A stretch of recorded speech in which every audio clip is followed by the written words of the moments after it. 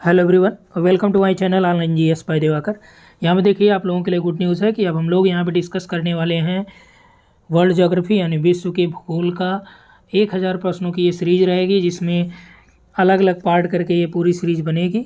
और इसको पूरा यदि आप कंप्लीट कर लेते हैं तो चाहे आप जनरल स्टडीज़ के पेपर देने जा रहे हों या फिर आप टेट सी टेट या फिर आपका सुपर टेट हो गया, यूजीसी नेट हो गया, हायर एजुकेशन कमीशन का हो गया, या आपका पीजीटी टीजीटी एलटी ग्रेड कोई भी एग्ज़ाम हो ज्योग्राफी से रिलेटेड यदि है तो सभी के लिए ये मोस्ट इम्पॉर्टेंट होगा।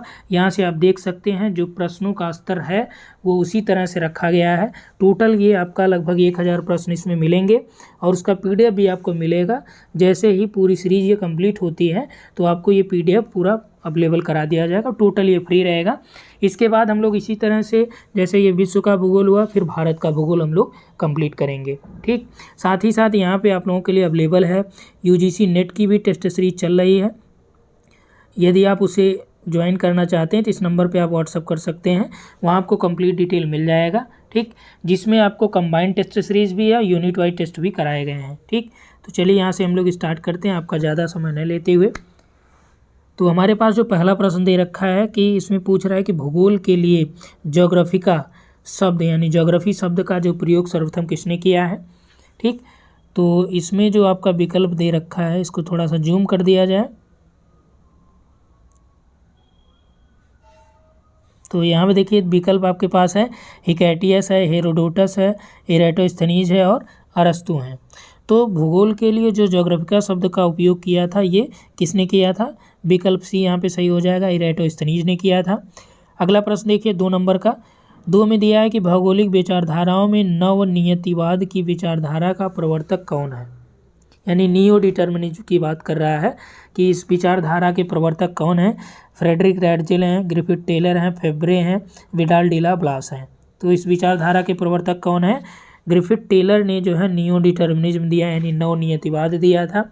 यदि आपसे पूछा जाए नियतिवाद कौन है, तब नियतिवाद में कौन सा हो जाएगा? रैडजिल हो जाएंगे। ठीक, यदि आपसे संभववाद पूछे तब आपका क्या हो जाएगा? ब्लांस हो जाएगा। क्लियर हुआ? तो यहाँ पे देखिए इसको थोड़ा सा जूम कर दिया गया, अब यहाँ से आपका पूरा क्लियर दिखेगा। ठीक, ये जो है आपका वर्ल्ड ज्योग्राफी का ये पूरा बनाया गया है। तो यहाँ पे हम लोगों ने 2 प्रश्न देख लिया था। पहले का आपका हो जाएगा इरेटोस्थनीज, दूसरे में कौन सा है? ग्रिफिथ टेलर है। ठीक, अब यहाँ से देखिए 8 नंबर का प्रश्न यहाँ पे देखते हैं कि ज्योग्राफी के शाब्दिक अर्थ यानी जियो और ग्राफी। जियो का मतलब क्या हो गया? अर्थ हो गया। ग्राफी का मतलब टू डिस्क्राइब यानी कि वर्णन करना। तो पृथ्वी के वर्णन से संबंधित इनका जो शाब्दिक अर्थ है ज्योग्राफी का वो होता है। तो इसमें पूछ रहा है कि इसके आधार पर भूगोल की परिभाषा कौन सी सही है। ठीक, विकल्प आपके पास है कि भूगोल वह विज्ञान है जो पृथ्वी के धरातल का अध्ययन करता है। दूसरा है भूगोल वह विज्ञान है जो पृथ्वी तथा मानव अंतर संबंधों का अध्ययन करता है। तीसरा है कि भूगोल वह विज्ञान है जो मानवीय प्राकृतिक विषमता का अध्ययन करता है। चौथा है उपरोक्त में से कोई नहीं। ठीक, तो ज्योग्राफी का जो शाब्दिक अर्थ क्या हो गया? जियो यानी कि अर्थ, ग्राफोज यानी वर्णन। तो पृथ्वी या धरातल का जो वर्णन करता है वही क्या है? आपका भूगोल है। तो इसके शाब्दिक अर्थ की जो परिभाषा हो जाएगी, सही उत्तर कौन सा हो जाएगा? ए। ठीक, उसके बाद देखिए 9 नंबर का प्रश्न है कि भूगोल का जनक किसे कहा जाता है। अब देखिए विकल्प में कौन कौन से? हेरोडोटस हैं, अरस्तु, इरेटोस्थनीज और हिकैटियस। इसमें देखिए प्रश्न तो आसान अवेलेबल कराए गए हैं, लेकिन ये प्रश्न अक्सर आपसे गलत हो जाते हैं क्योंकि इसमें कन्फ्यूजन ज़्यादा होता है। कन्फ्यूजन का मतलब कि जो आसान प्रश्न होते हैं जब परीक्षाओं में आप उसको गलत करेंगे तभी आप उसमें बाहर होते हैं, क्योंकि आसान प्रश्न लगभग लोगों के सही होते हैं। इसमें आपको कन्फ्यूज होने की आवश्यकता नहीं। भूगोल का जनक किसे कहा जाता है? विकल्प में देखिए हिकैटियस और इरेटोस्थनीज दोनों दे रखा है। जब आपको ये दोनों मिले तब आप किसको प्रीफर करेंगे? इरेटोस्थनीज को। यदि इरेटोस्थनीज और हिकैटियस दोनों ने यानी कि दोनों में से एक एक दिया हो, जैसे इरेटोस्थनीज है तो वही मारेंगे। यदि इरेटोस्थनीज न दिया होता, हिकैटियस होता, तब हिकैटियस को मारते हैं। ठीक, हेरोडोटस कौन है? ये आपके हिस्ट्री के जनक माने जाते हैं। ठीक, चलिए नेक्स्ट क्वेश्चन यहाँ पे हम लोग देखते हैं। 3rd नंबर देखिए। 3rd नंबर में कह रहा है कि मानव भूगोल अस्थायी पृथ्वी एवं चंचल मानव के पारस्परिक परिवर्तनशील संबंधों का अध्ययन करता है। देखिए इस तरह के प्रश्न आपके जीआईसी में भी पूछे जाते हैं। यूजीसी नेट में भी डायरेक्ट मेंशन कर देता, पूछता है ये किसने दिया है स्टेटमेंट। हायर एजुकेशन कमीशन में भी पूछे जाते हैं। तो मानव भूगोल अस्थायी पृथ्वी एवं चंचल मानव के पारस्परिक परिवर्तनशील संबंधों का अध्ययन है। यह कथन किसका है? ब्लांस का है, हटिंगटन का है, कुमारी सैंपुल का है या हमबोल्ट का है? तो ये किसका है? ये कुमारी सैंपुल ने दिया है कि मानव भूगोल अस्थायी पृथ्वी एवं चंचल मानव के पारस्परिक परिवर्तनशील संबंधों का अध्ययन करता है। ठीक, चलिए अगला प्रश्न देखते हैं। रुको और जाओ नियतिवादी स्टॉप एंड गो डिटर्मिनिज्म की विचारधारा के प्रतिपादक कौन है? इसमें दिया है ए.जे. Herbertson, टैथम, हार्टसोन, Griffith Taylor. अब देखिए हर्बर्टसन किससे हैं? ये नेचुरल लीजर से संबंधित हैं, प्राकृतिक प्रदेशों से संबंधित हैं। टैथम ने क्या दिया था? प्रैग्मेटिक जो प्रोबेबिलिज्म है यानी क्रियात्मक संभववाद जो है ये टैथम का है। ठीक, हार्टसोन आप जानते हैं इनके बारे में। और ग्रिफिथ टेलर, अब देखिए स्टॉप एंड गो डिटर्मिनिज्म। अब पीजीटी की हम लोग बात कर लें कि जो ऑफिशियल आंसर की आई है, जिसमें फाइनल रिजल्ट भी आप लोगों ने देखा ही था किस तरह से दिया गया है, तो इसका जो राइट आंसर तो है स्टॉप एंड गो डिटर्मिनिज्म का टेलर है। ठीक, इसको आप आँख मूंद के लगाइएगा। हाँ, यदि माध्यमिक का हो, पीजीटी का जो एग्ज़ाम होगा या टीजीटी का एग्ज़ाम होगा, वहाँ पे आप इसको लगा सकते हैं, लेकिन अदर एग्ज़ाम आप दीजिएगा तो वहाँ पे आप लगाएंगे टेलर। ठीक, क्योंकि पीजीटी में जो माना गया है स्टॉप एंड गो डिटर्मिनिज्म का, क्या माने उन्होंने? मैकेंडर को माना, जबकि यहाँ से मैकेंडर का कोई लेना देना नहीं है। ठीक, तो स्टॉप एंड गो डिटर्मिनिज्म का आपका यहाँ पे टेलर हो जाएगा। तो फिलहाल इसको सही कराने के लिए जो याचिका पड़ी है हाई कोर्ट में, उस पर अभी सुनवाई चल रही है। ठीक, 2-3 याचिकाएँ पड़ी हैं इस प्रश्न पे। तो एक की सुनवाई आपका कल है यानी 22 नवंबर को है। अब देखिए क्या होता है आगे। इसमें देखिए 9 प्रश्न तक हम लोगों ने देखा था, अब 10वां देख लीजिए।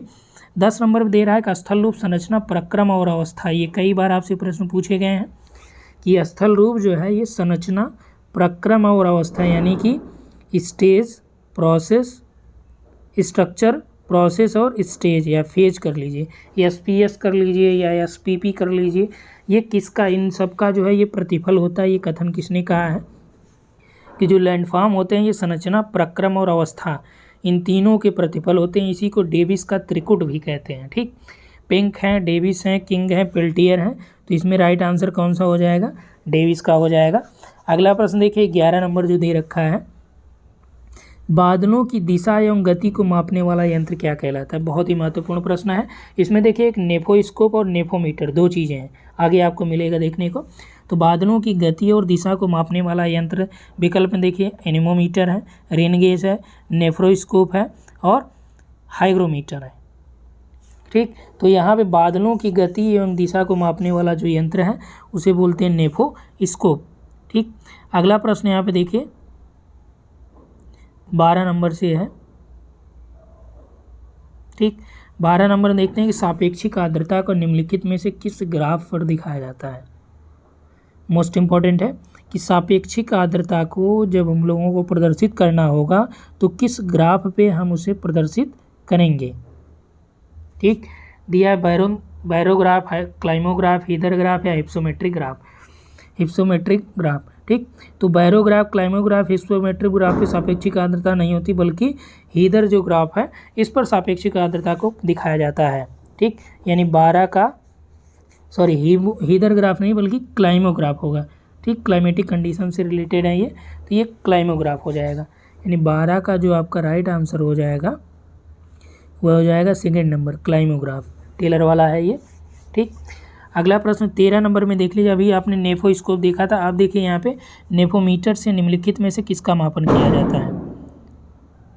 नेफोमीटर से किसका मापन होता है? अभी देखिए नेफोस्कोप आपने देखा था, अब नेफोमीटर है, तो इसमें किसका मापन होता है? वर्षा की मात्रा, सागरीय लवणता, बादलों की गति व दिशा, इनमें सभी।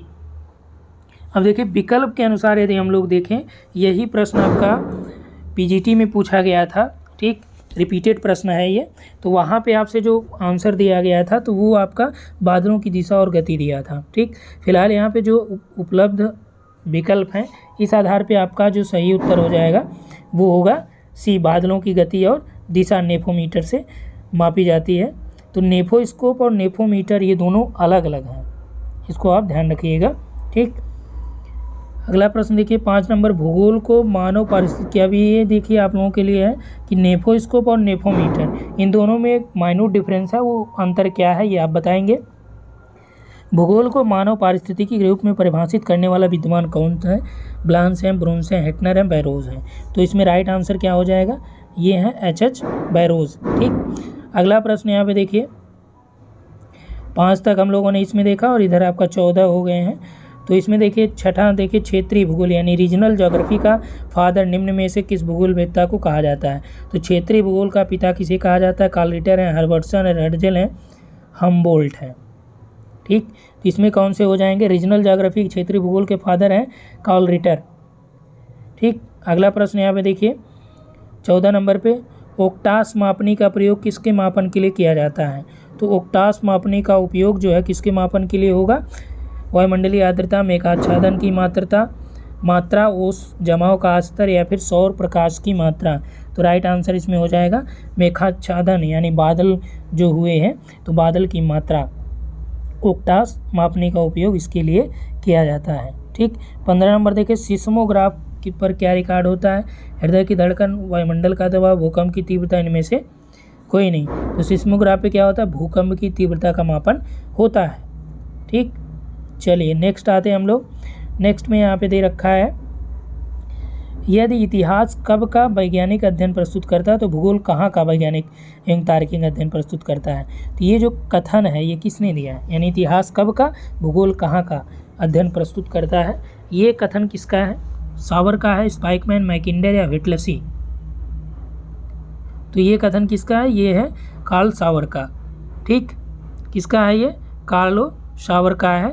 उसके बाद देखिए नेक्स्ट क्वेश्चन जो है ये है लाइसोमीटर। लाइसोमीटर से निम्न में से किसका मापन किया जाता है? तो लाइसोमीटर से देखिए वायुमंडलीय आर्द्रता दे रखा है और मेघों की दिशा एवं गति दे रखा है, और इधर आ जाते हैं हम लोग, सौर विकिरण की मात्रा दे रखा है। उसके बाद आपका मृदा से होकर नीचे जाने वाली अंतःस्रावी जल की मात्रा दे रखा है। ठीक, तो इसमें जो आपका प्रश्न पूछा है 16 नंबर का है कि लाइसोमीटर, तो लाइसोमीटर से किस चीज़ का मापन होता है? तो लाइसोमीटर से मृदा से होकर जो नीचे जाने वाली अंतःस्रावी जल होते हैं, जो जल रिस कर धरातल में जाता है, उसी की मात्रा का मापन जो है लाइसोमीटर से किया जाता है। अगला प्रश्न देखिए, पवन की गति निम्न में से किस यंत्र के द्वारा मापी जाती है? बैरोमीटर, विंड वेन, एनीमोमीटर या रोटामीटर? तो किससे ये मापी जाती है? एनीमोमीटर से जो है ये पवन की गति को मापी जाती है। किससे मापी जाती है? एनीमोमीटर से। ठीक, 17 का हो जाएगा सी। अगला देखिए 18 नंबर, निम्नलिखित में से कौन सुमेलित नहीं है? इवेपोरीमीटर जलवाष्प मापन करता, सही है। करंट मीटर जल प्रवाह, सही है। एटमोमीटर दो स्थानों के मध्य दूरी का माप, सही है। रोटामीटर जलीय आर्द्रता का मापन करता है। तो 18 का जो राइट आंसर हो जाएगा वो डी हो जाएगा, ये सुमेलित नहीं है। ठीक, अगला प्रश्न देखिए 19 नंबर। 19 में ये पूछ रहा है कि मानचित्रों के विवर्धन यानी इसको बढ़ाने के लिए और उसको कम करने, छोटा करने के, लघुकरण करने के लिए किस यंत्र का प्रयोग किया जाता है? पेंटोग्राफ, एपीग्राफ, एपिस्कोप, पेंटोग्राफिक कैमरा या ये सभी? तो मानचित्रों के विवर्धन और लघुकरण के लिए जिसका उपयोग होता है वो ये सभी हैं। ठीक, राइट आंसर डी हो जाएगा। अगला देखिए इर्गोग्राफ। इसमें ज़्यादातर जो प्रश्न आपसे देखने को मिल रहे हैं ये कौन से हैं? पूरा मिक्सअप है, यानी कि प्रक्षेप वगैरह यानी प्रैक्टिकल के भी प्रश्न हैं, फिजिकल ज्योग्राफी के भी प्रश्न हैं, इसमें क्लाइमेटोलॉजी के भी प्रश्न हैं, यानी टोटल वर्ल्ड ज्योग्राफी है, यानी फिजिकल ज्योग्राफी आप कह सकते हैं। तो इर्गोग्राफ पर निम्न में से किसका संबंध प्रदर्शित किया जाता है? तो इर्गोग्राफ से जलवायविक दशाएं, फसलों का वर्धन काल होता है, या वर्धन बल, तापमान एवं आर्द्रता, या तापमान एवं वार्षिक वर्षा, सापेक्षिक आर्द्रता एवं तापमान। तो इर्गोग्राफ से किस चीज़ का मापन होता है? तो जलवायविक दशाएं, फसलों का जो वर्धन काल है ये किससे होता है? इर्गोग्राफ पर ये सभी प्रदर्शित किए जाते हैं। ठीक, अगला प्रश्न यहाँ पे हम लोग देखते हैं 21 नंबर, कौन सुमेलित नहीं है? तो इसमें सुमेलित नहीं है आपका बीथीमीटर, समुद्री गहराइयाँ, राइट है। एस्ट्रोलैब, ग्रहों एवं तारों की ऊंचाइयाँ, सही है। एक्टिनोमीटर, पदार्थों की शीतलता। उसके बाद दे रखा है पायरोमीटर दूरस्थ वस्तुओं का उच्च तापमान। तो इसमें देखिए जो सुमेलित नहीं वो आपका है एक्टिनोमीटर, पदार्थों की शीतलता का मापन इससे नहीं होता। पायरोमीटर दूरस्थ जो स्थित वस्तुएं होती हैं उनका उच्च तापमान का मापन जो पायरोमीटर से होता है। 22 में देखिए ऑडियोमीटर यंत्र का उपयोग किसके मापन हेतु किया जाता है। तो ऑडियोमीटर जो है ये आपका क्या करता है, प्रकाश का वेग, ज्वारभाटा की तीव्रता, या फिर आपका ध्वनि की तीव्रता या रॉकेट का वेग की, तो ये क्या करता है ऑडियोमीटर, ये आपका ध्वनि की तीव्रता का मापन करता है। ठीक, चलिए नेक्स्ट आते हैं हम लोग 23 में आपका दे रखा है कौन सुमेलित नहीं है। मानचित्रों पर दो स्थानों की मध्य दूरियों का मापन ओपिसोमीटर से किया जाता है, तो ये सही है। मानचित्र पर क्षेत्रफल जो है ये प्लेनोमीटर से होता है, सही है। ज्वालामुखी लावा का तापमान पायरोमीटर से होता है, सही है, क्योंकि अभी जस्ट आपने ऊपर देखा कि जो दूरस्थ स्थित वस्तुएं होती हैं उनका तापमान जो है उच्च तापमान मापा कैसे जाता है, पायरोमीटर से। क्लियर, चलिए अगला देखते हैं सौर विकिरण की मात्रा। तो सौर विकिरण की मात्रा क्रोनोमीटर से नहीं मापी जाती। ठीक, तो 23 का डी यहाँ पे हो जाएगा जो सुमेलित नहीं है। अगला प्रश्न हम लोग देखते हैं 23 के बाद हम लोग आ जाते हैं 24 पे। ठीक, तो यहाँ पे देखिए आपका जो 24 नंबर प्रश्न है, चलिए 24 में दे रहा है कि मौसमी दशाएं,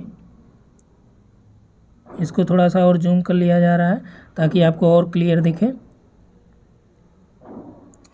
24 में है कि मौसमी दशाएं शुद्ध क्षेत्रफल, सस्यकाल आदि एक साथ किस पे दर्शाए जाते हैं, हीदर ग्राफ पे, इर्गो पे, क्लाइमोग्राफ पे या बैंड ग्राफ पे।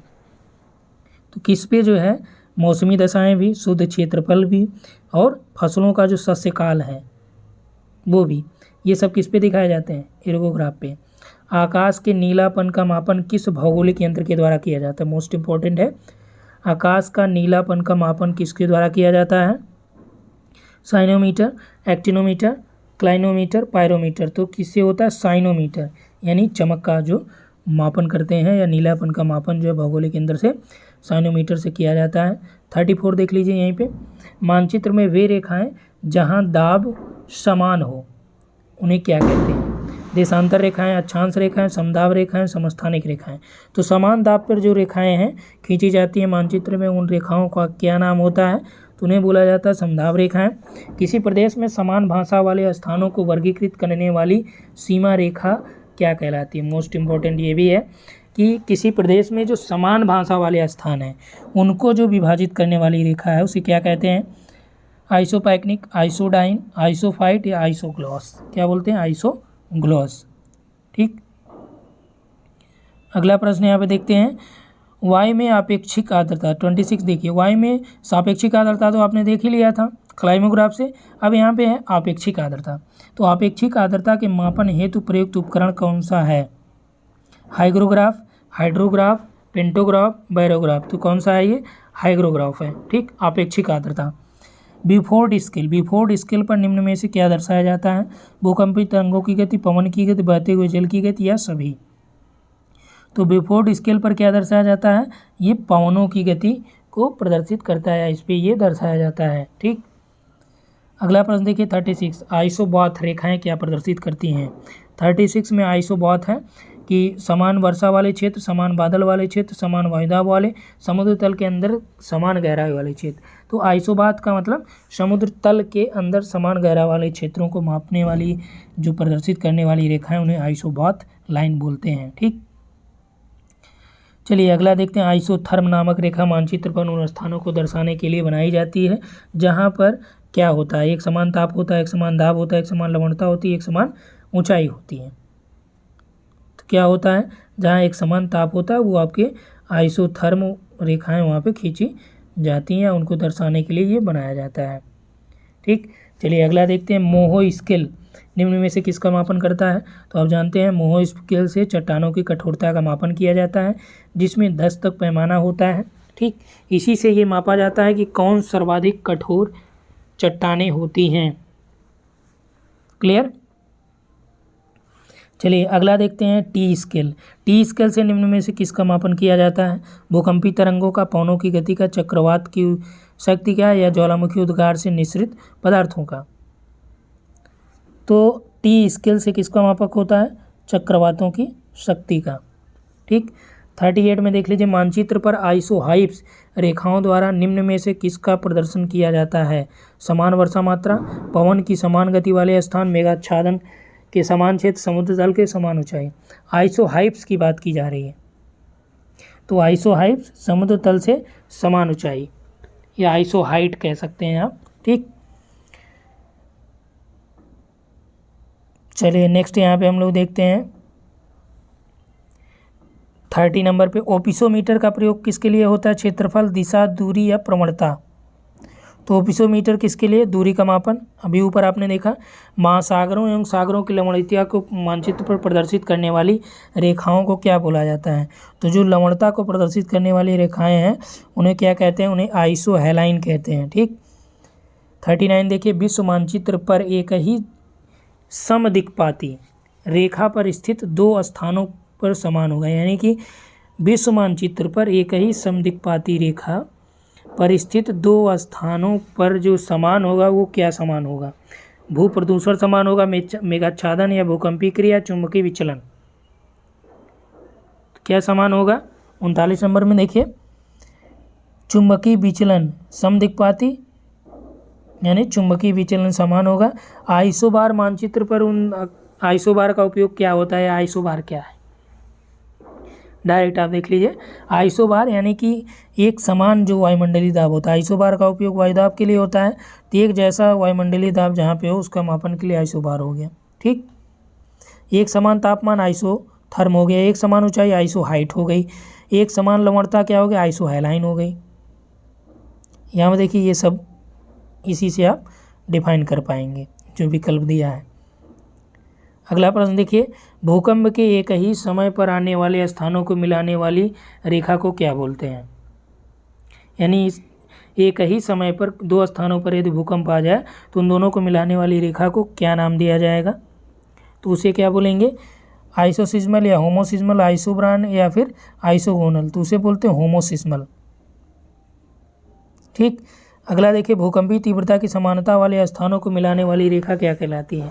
तो भूकंपी तीव्रता जहाँ पे समान हो उसे मिलाने वाली रेखा को क्या बोलते हैं? उसे बोलते हैं आइसोसिस्मल। यहाँ पे ये समझिएगा अंतर, होमोसिस्मल और आइसोसिस्मल। होमोसिस्मल का क्या मतलब हुआ कि जब दो स्थानों पर एक ही साथ एक ही समय भूकंप आ रहे हैं तो इनको मिलाने वाली रेखा क्या हो गई? होमोसिस्मल। यदि समान तीव्रता वाले दो भूकंप आपको मिले, जरूरी नहीं कि ये एक साथ एक समय में आए, लेकिन ये समान तीव्रता इसकी है, तो समान तीव्रता रखने वाले भूकंप जब आते हैं तो इनको मिलाने वाली जो रेखा होती है उसे बोलते हैं आइसोसिस्मल। ठीक। क्लियर हुआ? ना कि होमोसिस्मल। तो इसको आप समझिएगा, तीव्रता की बात आए तो आइसोसिस्मल कीजिएगा, समय की बात आए तो होमोसिस्मल करिएगा। 41 देखिए, समान चुंबकीय झुकाव वाले स्थानों को मिलाने वाली रेखा को क्या बोलते हैं? तो समान चुंबकीय झुकाव वाले स्थानों को मिलाने वाली रेखा का क्या नाम है? तो उसे कहते हैं आइसोबाथ। तो आइसोबाथ क्या हो जाए? समुद्र तल के नीचे जो गहराई पे, समान गहराई पे मिलाने वाली। आइसोब्रांट नहीं, आइसोक्रोन बादल वाला हो गया। आइसोगोनल, तो समान चुंबकीय रेखाओं, चुंबकीय स्थानों या झुकाव वाले स्थानों को मिलाने वाली रेखा आइसोगोनल होती है। एक समय पर तूफान आने वाले स्थानों को मिलाने वाली रेखा को क्या कहते हैं? एक समान समय पर जब तूफान आता है तो उन स्थानों को मिलाने वाली रेखा को क्या नाम दिया जाता है? उसे बोलते हैं आइसोब्रांट। याद रखिएगा, आइसोसिस्मल आपने देख ही लिया, तीव्रता की बात की गई। आइसोब्रांट आपने देखा कि समान तूफान वाले। आगे आपको आइसोक्लाइन और आइसोकाइम मिलेंगे। ठीक। तो 42 हो गया। आइए हम लोग देखते हैं नेक्स्ट पे। टोटल 50 प्रश्न इसमें हम लोग देखने वाले हैं। ठीक। 43 में देखिए, समान हिमपात वाले स्थानों को मिलाने वाली रेखा को क्या बोलते हैं? तो समान हिमपात वाले स्थानों को मिलाने वाली रेखा को आइसोनिफ, आइसोनेफ, आइसोनिफ, आइसोहाइट, आइसोब्रांट, इन चारों में जो डिफरेंट है उसको आप समझिएगा। ठीक। समान हिमपात की बात करें तब क्या होगा? आइसोनिफ हो जाएगा। 43 का बी।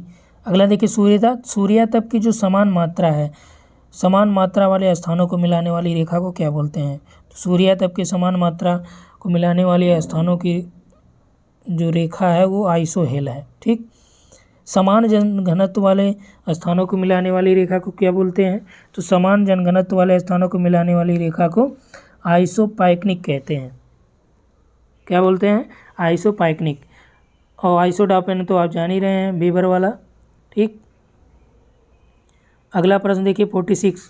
इसमें दिया है कि पवन की समान गति को दर्शाने वाली रेखा को क्या कहते हैं? पवन की समान गति को दर्शाने वाली रेखा को क्या बोलते हैं? आइसोटेक, आइसोबार, आइसोहेट या आइसोधर्म? पवन की समान गति, तो इसमें आइसोधर्म है, तो आइसोथर्म तो नहीं होगा। आइसोथर्म जो क्या होता है, वो समान ताप वाली रेखा होती है। आइसोबार आपका दाब वाला होगा, आइसोहाइट आपका ऊंचाई वाला हो गया। ठीक, अगला देखिए मानचित्र पर वर्षा का वितरण, ये वाला आप देखिएगा आइसोधर्म दिया है यहाँ पे, इसको थोड़ा सा आप चेक कर लीजिएगा। मानचित्र पर वर्षा वितरण दिखाने के लिए किस रेखा का प्रयोग होता है? तो वर्षा वितरण की बात कर रहा है किस पे? मानचित्र पे। तो इसके लिए आइसोहाइट होता है। क्या होता है? आइसोहाइट। समान वर्षा वितरण को दिखाने वाली रेखा आइसोहाइट है। समान वर्षा वाले स्थानों को मिलाने वाली रेखा, समान वर्षा वाले स्थानों को, ये समान वितरण, वर्षा वितरण की बात की गई है। आइसोफेन है, आइसोहाइट, आइसोफाइट, आइसोसोरेन। तो इसमें क्या हो जाएगा? आइसोफाइट। समान वर्षा वाले स्थानों को मिलाने वाली रेखा आइसोफाइट। नेक्स्ट आइए, और इसमें देखते हैं समान मेघाच्छादन को मिलाने वाली रेखा को क्या बोलते हैं? तो उसे बोलते हैं आइसोनेफ। आइसोनिफ क्या है? ये हिमपात वाला हो गया। आइसोनेफ आपका समान मेघाच्छादन को मिलाने वाली रेखा होती है, आइसोनेफ। मानचित्र पर बनाई गई वे रेखाएं जो समुद्र से बराबर ऊंचाई वाले स्थानों को मिलाती हैं, उन्हें क्या बोलते हैं? Isobar, isotherm, isotope, contour. क्या बोलते हैं उनको? उनको बोला जाता है कंटूर। कि जो मानचित्र है, इस पे बनाई गई जो रेखाएं हैं, समुद्र से बराबर ऊंचाई वाले स्थानों को मिलाने वाली रेखाएं होती हैं। ठीक, तो ये टोटल 50 क्वेश्चन हम लोगों ने देखा है। चलिए यहाँ पे और देख लेते हैं जो इस पार्ट में है। डायमंड रिंग की घटना किससे संबंधित है? तो डायमंड रिंग जो है ये सूर्य ग्रहण के दिन से संबंधित है। यदि पृथ्वी एवं अंतरिक्ष के बीच वायुमंडल को हटा हुआ मान लिया जाए तो आसमान का रंग कैसा होगा? यानी कि यदि मान लिया जाए कि पृथ्वी और अंतरिक्ष, इन दोनों के बीच जो वायुमंडल है ही नहीं है, तब जो आकाश है उसका रंग कैसा दिखेगा? ठीक, तो कैसा दिखेगा? नीला, लाल, सफ़ेद, काला। तो कैसा दिखेगा? काला। अगला है 53। यहाँ पे देखिए 53, इसमें पूछा है पृथ्वी के आकार में छोटे ग्रह क्या हैं? पृथ्वी के आकार से छोटे ग्रह कौन से हैं? अरुण मंगल, वरुण शुक्र, शुक्र मंगल, वरुण मंगल। तो पृथ्वी से आकार में छोटे कौन कौन से ग्रह हैं जो विकल्प में दे रखा है? तो इसमें देखिए शुक्र और मंगल, ये इसके आकार में छोटे हैं। 53, जिसमें देखिए हम लोगों ने 53 प्रश्न देखा। आगे हम लोग बात करेंगे 54 से लेके 100 तक। ठीक, तो ये पूरा जो है आपका वर्ल्ड ज्योग्राफी का है, इसे आप देखिएगा। और बाद में आपको ये पूरा PDF भी मिल जाएगा। यहाँ पे देखिए पूरा ये PDF जो बनाया गया है, इस तरह से आपको इसमें पूरा आपका 54 प्रश्न है। ठीक, विश्व के भूगोल का है ये, तो ये आपको मिल जाएगा ऐसे ही। ठीक, तो यहाँ पे इतना ही। आगे हम लोग बात करेंगे नेक्स्ट 54 से लेके 100 तक। ठीक, तो यदि वीडियो आपको पसंद आए तो ज़्यादा से ज़्यादा मित्रों तक शेयर करिए। और यदि किसी भी प्रश्न पे आपको कोई समस्या हो तो आप निश्चित तौर पे कमेंट करिए। और ज़्यादा से ज़्यादा शेयर करना मत भूलिएगा, क्योंकि आपके शेयर और आपके कमेंट महत्वपूर्ण होते हैं। और यदि आप कोई कमेंट अच्छे हैं या लग रहा है कि हाँ ये आपके लिए यूजफुल होगा, तो आगे ये सीरीज़ जारी रखी जाएगी। और ये टोटल आपका 1000 प्रश्नों की सीरीज होगी, जिसका PDF भी आपको उपलब्ध कराया जाएगा। और ये टोटल आपका फ्री रहेगा। ठीक, तो इसमें इतना ही। Thanks for watching.